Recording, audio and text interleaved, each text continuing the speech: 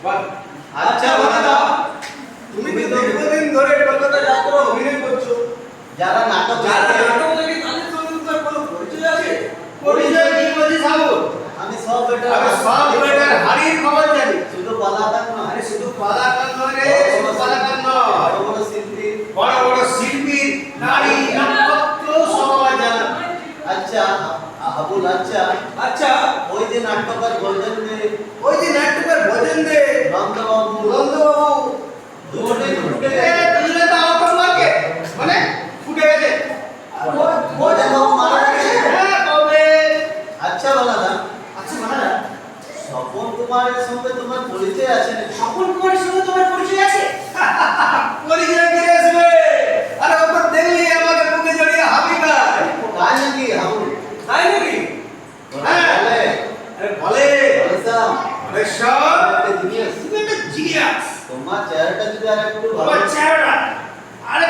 ভালো হতো, মানে অমিতাভ বচ্চন হতো, তাহলে তোমাকে টপ লেভেলে তুলে দিতাম। তোমার সঙ্গে এত খাতির, তবু তুমি নিচে পড়ে রইলে। তাহলে একটা গল্প বলি শোন। মাইকেল যাত্রাপালা রিহার্সাল হচ্ছে। আমি রিহার্সাল শুনতে গেছি ওখানে। স্বপনদা মাইকেলের অভিনয় করছে। উত্তমদা সঙ্গে, আর উত্তমদার সাথে ওখানে আমার পরিচয়। উত্তমদা মানে ওরে উত্তমদা মহানায়ক উত্তম কুমার। হে বাহ, উত্তম কুমার সঙ্গে তোমার পরিচয়। বলদা দেখ পাড়া গায়ে আছি বলেই তোদের সঙ্গে মিশছি। তুমি মাইকেলের গল্প বলো। রিহার্সাল দেখতে গেলে তারপর কি হলো?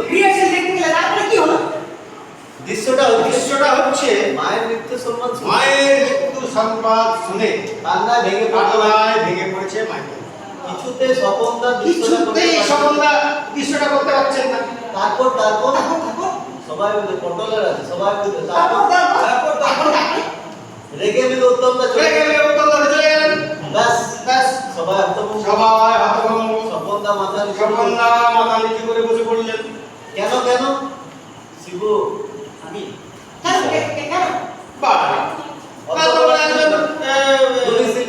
উনি শিল্পী, যাত্রা সম্রাট বলে জানে। সে যদি বারবার ভুল করে সেটা কি লজ্জার বিষয়? তারপর কি হলো বলো? আমি কাছে গিয়ে বললাম মাইকেল একটু পাশে করে আসবেন। স্বপনদা বললেন তুমি? বললাম আমি একজন নিচের সারির। আমি তখন বললাম আমি একজন নিচের সারির অভিনেতা। এই চরিত্রটা মানে দৃশ্যটা আমি অভিনয় করার তাকে দেখা গেছে। তারপর তোমার সাহস তো কম নয়। তোমার সাহস তো কম নয় ঘটনা। যাত্রা জগতের গুরু। কথাটা ঠিকই বলেছিস রে।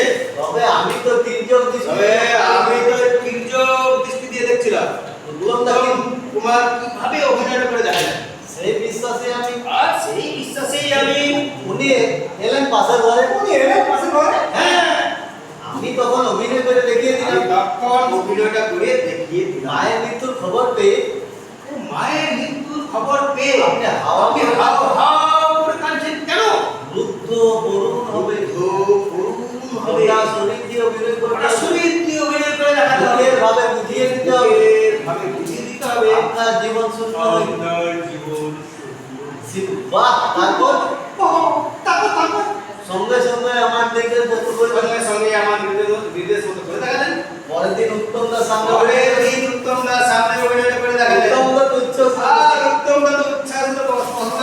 স্বপনদা বললেন সব কৃতিত্বই কি বললেন জানিস? বললেন সব কৃতিত্ব এই ঘটেশ্বরে। তোমরা তো অবাক। আমাকে বুকে জড়িয়ে ধরে সে কি উচ্চাস।